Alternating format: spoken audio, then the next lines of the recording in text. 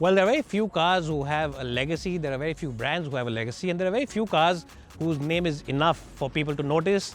In fact, one of those few cars is the Land Rover Defender. Now, Land Rover really has a legacy, a history from the Second World War, and all their cars that they make, the SUVs that they make, they really are best sellers. In fact, this one, the Defender, is one of the best-selling SUVs across the globe, not only because of its size or shape, but because of the technology it has to offer.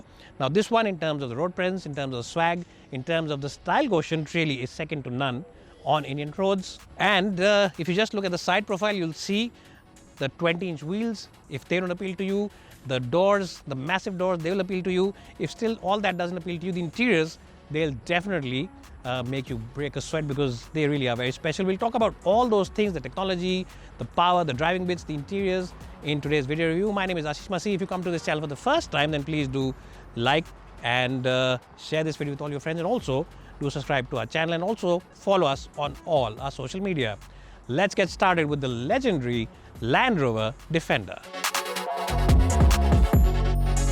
Well, so I'm inside the cabin of the Defender, and I have to say that once you're inside, you really do feel like the boss, because you sit up so high, you can actually look at eye level with some mid-size or some small-sized trucks. It really is that imposing and so powerful a position to sit in. You get a big steering wheel with lots of controls in it. Of course, you get the cruise control and the volume knob over here, and the various paraphernalia for the telephone calls. The gear lever is positioned over here in the center console. It's not positioned over here on the center part, which means that you get a lot of free space over here, which means that you can easily put in your cell phone, your wallets, maybe even a small bag. A lady's bag can go in over here, a couple of beverage holders over here, and a cool box over here where you can, of course, keep your Diet Coke cans. But we've kept those cans over here on the doors right now, because the space over there is also quite good. The seat comfort is generally quite good. Now, this car comes with a load of tech and features. It depends on what kind of version you want. You can spec it up, you can tone it down. This is, of course, the 2-liter Ingenium engine, which makes about 296 bhp. So you get this small screen over here. It's quite a big one, but you can get different screens as well. The overall look and feel, the vibe of the cabin is quite good. The screen also gives you lots of things to choose from. The air quality, you can of course choose the various functions on the air purifier. You can also go back and set the music up, and the music on this car, the Meridian sound system, is something which you really need to listen to, because it's got very good bass, very good depth, and everything is crystal clear. Apple CarPlay, Android Auto, various functions on the seat, and really everything and anything on this car can be controlled via this touchscreen. Really is fantastic to operate. You can choose the seat heating option as well. Of course, in India, that is an option very few people will choose. You can also, of course, switch on the 360 camera over here, check out the view and stuff like that. You also get dual zone climate control over here and one at the back, and of course lots of off-roading modes. You can also choose the height, because this car has air suspension, so you can raise it up and bring it down depending on where you're driving. And the best point, according to me, on any car these days is this volume knob. Very few car makers these days are offering you tactile knobs. They all offer you these touch screens, and every function is controlled via them. But no, Land Rover is not doing that. They still want you to have a tactile feel. Overall, it's a very good place to be. Digital dials, the overall quality, the color combination, it just feels like you're sitting inside a very posh and very upmarket SUV, which this car really is. And also, if you see this part over here, this rubberized effect over here, it just looks very cool and very upmarket indeed. I really enjoy the interior of this car, and I think it deserves a strong score of 9.5 out of 10. Now, why did I cut half a mark? You can let me know in a comment section below. Well, so let me just tell you that the interior of this car feel very special, and they are a nice mix of old school charm as well as new age technology as well as quality. Now, the old school charm I'm talking about is these hinges over here, or these bolts rather. They are in a very natural form. They haven't hidden them away, and they haven't been put up with plastic covers. So it reminds you of the original Land Rovers from the 40s and the 50s, which had similar designs where you could see all the bolts and nuts, and that utilitarian feel inside this car is still very present. It feels very rugged and very macho in that sense because of all these things. The quality also is absolutely first rate. You get this huge handle on both sides at the back, which means that getting in and out is a very breezy affair. Large windows all across, and these small panels on top, so you always feel like the cabin is well lit even without opening up this huge panoramic sunroof. So that's again something which is quite good. Your own climate control zone at the back, 2 USB type C's, and almost a flat floorboard, almost flat, which means that in case you have to use it as a proper 3-seat at the back over here, the third occupant will have plenty of place to stretch his feet. So it's really a very thoughtfully designed car. You also get your own beverage holders and 3 head restraints. So it is a genuine 5-seater. It's actually not a 5-seat, it's a 5 plus 2. You get 2 seats at the back as well, but I will not jump in those seats because those seats are very tiny in terms of the leg room. These ones are massive. Legroom is massive, headroom is also massive, and of course if your driver is about 5'10", you're also about 5'10", you'll have plenty of place to stretch your feet. You can also move the seat front and back.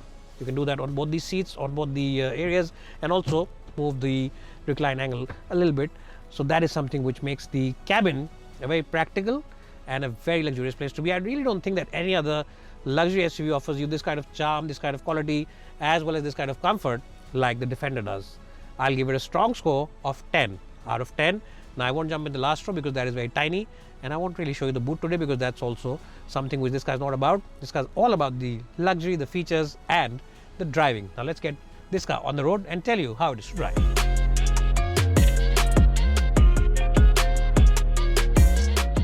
Well, so here I'm driving the Defender now, and this seat really is the king seat of this car, I have to say. Now the interiors are very plush, the seats are comfortable, all those things I've already told you about. But the real fun of this car is in the driver's seat, because when you're sitting over here, you're sitting at least 1 or 2 stories above all the puny compact SUVs, mid-size SUVs, cars like the Creta, the Venue, the Brezza, Grand Vitara. All those cars look very tiny in front of this car, and they also feel like they're 1 floor below you. You're at maybe 2nd or 3rd floor and they're still on the ground floor level. So that's something which is quite good about this car. You feel like you are the king of the road, both in the city and out there on the highway. You get great visibility because the front visibility, you can see the edges of the bonnet, the side mirrors are nice and chunky. The rear visibility though isn't that great because from this mirror you have 3 head restraints which do block your view, and also that tire is on the door at the back, so that also blocks you from the back, but the front and the side is not a problem. Now you get a lot of engine options. It doesn't matter which engine you choose, all of them are fantastic to drive. We've got the base 2-liter Ingenium engine, which makes about 400 Newton meters of torque and about 290 odd bhp, and it also gets an automatic because there's no point driving this car with a manual, so you get an automatic. And I have to say that it's a fantastic engine in terms of pure refinement. Yes, that's another big reason why I should buy this car. Now by refinement, I don't just mean that the engine is refined, the cabin also is very well isolated from all the noises, all the buzz from the outside. So when you're sitting inside this car, you have a very calm abode for yourself. You're sitting inside it very relaxed, very calmly, and all the noises on the outside are just shut out once you shut these doors. They really are shut out from the elements, and that's something which is fantastic. If you are going back home in this car after a long and tiring day, you are a CEO of a big multinational company, you've spent hours making those big plans for the next couple of years, and you really are stressed out, just tune into the music on the Meridian sound system and enjoy the insulation of this car. It's really fantastic. Ride quality again is absolutely brilliant. It just eats up those bumps and potholes. We've been driving this car on those bumpy and patchwork Gurgaon roads today, and believe me that even those bad roads where you might sometimes want to take out a tank, this car really felt very comfortable. So if you think that today's video and especially the review part has been filled with superlatives, if you think that I've been paid by the car maker to give a positive review, then you're wrong. Experience this car. It truly is brilliant, and it really is a car which will automatically make you talk in superlative terms. It really is a fantastic product. Doesn't matter which engine you choose, doesn't matter which color scheme you choose, you really are the king of the road with not only the overall road presence, the interiors, but also the driving bits. I'll give the driving of this car a perfect score of 10 out of 10. I've enjoyed it all day long today, and I'm sure even you will if you do get behind the wheel. Now we'll stop this car and give you a definitive summary report. Well, so in today's video we saw that the Defender offers you an old-world charm about itself. It also offers you the latest technology as well as comfort and features, and it really has a road presence and dominance on the road which is second to none. And what I'm trying to say is that this is basically the best large-size premium luxury SUV that money can buy at the moment. I'll give it a strong score of 95 out of 100. If you are lucky enough to have this kind of cash lying around, then just don't think about it. Go ahead and book this car. And also, if you're upgrading from your Toyota Fortuner or any other large size SUV, then this is a very natural upgrade for you. Thanks guys for watching. We'll see you soon in the next one.